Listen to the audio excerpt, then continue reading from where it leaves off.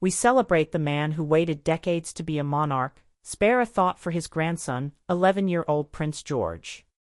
For 9 years, she was the quiet force behind Prince George's early life, his comfort, his teacher, his protector. Then, without warning, Maria Theresa Turrion-Barallo was let go from the royal household. No headlines, no interviews, just a sudden disappearance. But days later, the world was shocked by what she did next. It wasn't scandal, but something far more surprising. Why did her next move go viral overnight, and what does it reveal about life behind palace walls? Maria began her journey with Prince George when he was just 8 months old in 2014, a time when his life was just beginning to unfold in the royal spotlight. Maria was trained at Norland College, an institution renowned for preparing nannies for high-profile households. She wasn't chosen for her fame, nor for her connections, but rather for her skill and the ability to remain unseen. The role she would take on was not just any nanny job, it involved looking after a future king, a responsibility that required the utmost discretion and care. Despite her discreet role, Maria became an integral part of Prince George's life. Her days began before dawn, ensuring every detail of his routine was perfect, from the temperature in his nursery to the arrangement of his tiny clothes. She moved quietly around the palace, always aware of the invisible boundaries between staff and family, but also understanding that she was a vital part of George's early years. While Maria wasn't a parent to George, she played a significant role in helping shape his world. Prince William and Catherine, the Duke and Duchess of Cambridge, were devoted parents, but their royal obligations often kept them away from George. Maria stepped in not to replace them, but to provide the care, consistency, and emotional support that every child needs. For George, she was a constant presence, a reassuring figure who knew his mood before he even expressed it.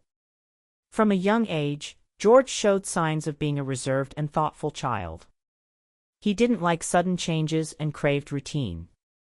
Maria understood this instinctively and structured her care around it.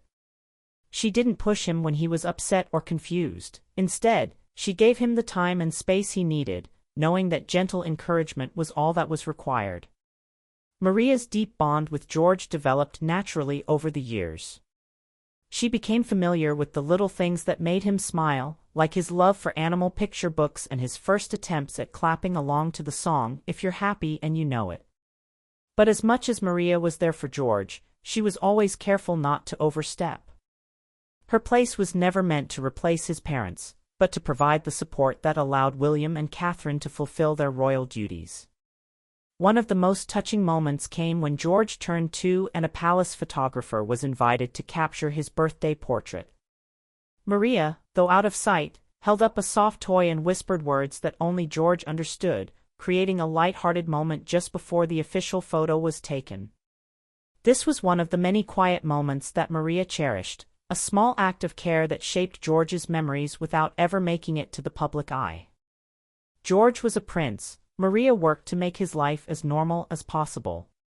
She protected him from the pressures of the royal world when they were in the palace and made sure his childhood was filled with moments of joy. On his 5th birthday, after a big celebration with the royal family, Maria had a special surprise waiting for George in the staff area, cupcakes she had baked herself. When George saw them, his face lit up with joy. "Did you make these?" he asked. "Just for you," Maria replied. These small gestures meant the world to George, creating a sense of security and normalcy amidst his royal responsibilities.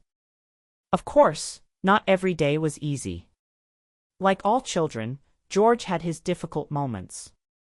He could be stubborn or upset when things didn't go his way. But Maria understood that these feelings were part of growing up. She never dismissed his emotions. Instead, she helped him understand them. "Are you frustrated or just tired?" she would ask gently. And over time, George learned to express his feelings, something that helped him navigate the complexities of his young life. As the family grew with the arrival of Princess Charlotte and Prince Louis, Maria's role expanded to include helping care for them as well. Yet her bond with George remained the strongest. Whether it was walking with him through the palace gardens, playing quiet board games on rainy days, or reading stories by the fire during family trips to Scotland, Maria's presence remained a steady and comforting influence in George's life. She was there for the milestones, his first steps, his first birthday party, the first time he lost a tooth, and the first time he scored a goal in football. But as George grew older, his needs began to change. By the time he turned 7, his life had shifted dramatically.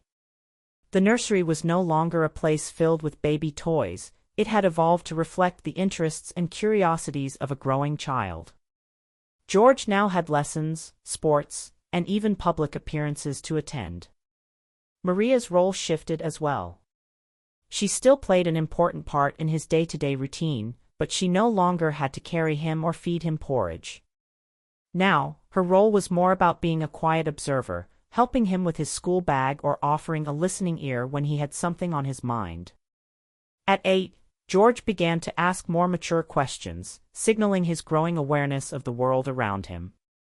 After attending a charity event with his mother, he asked Maria, "Do all children have beds?" Her honest yet gentle answer, "No, not every child has a bed," showed that George was beginning to see beyond the palace walls and understand that not everyone lived the way he did.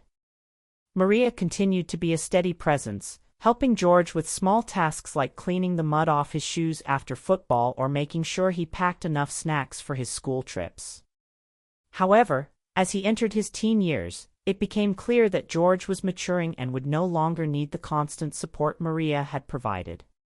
He was becoming more independent, taking on responsibilities like packing his own school bag and tying his own tie. By the time George turned 10, he was involved in more sports and extracurricular activities.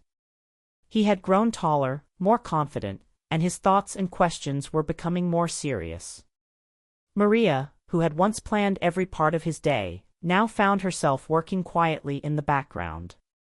Her job had changed. Though she no longer made his meals or helped him with his shoes, she continued to watch over him, offering support when he needed it and respecting his growing need for space. The transition was inevitable. Prince William and Catherine had been preparing George for a future where he would assume royal responsibilities.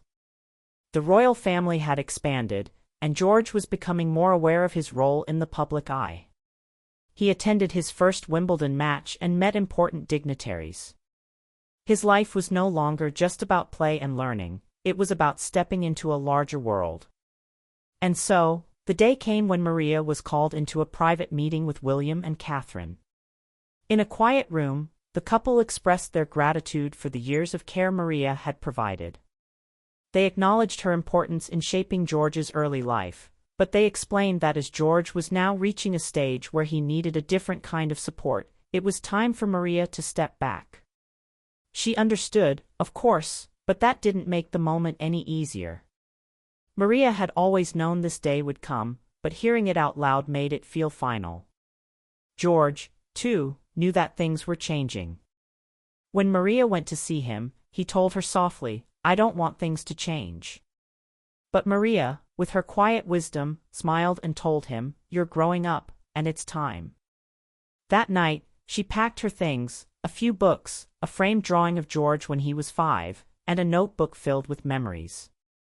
The next morning, she walked him to breakfast one last time, and George, now 10, sat next to her in silence. It was a quiet end to a significant chapter in both Maria's life and George's childhood. Her time as his nanny may have ended, but her role in his life, though not always visible, would remain. Maria had shaped the early years of a future king and, in her own way, had made a lasting impact that no public photograph could capture.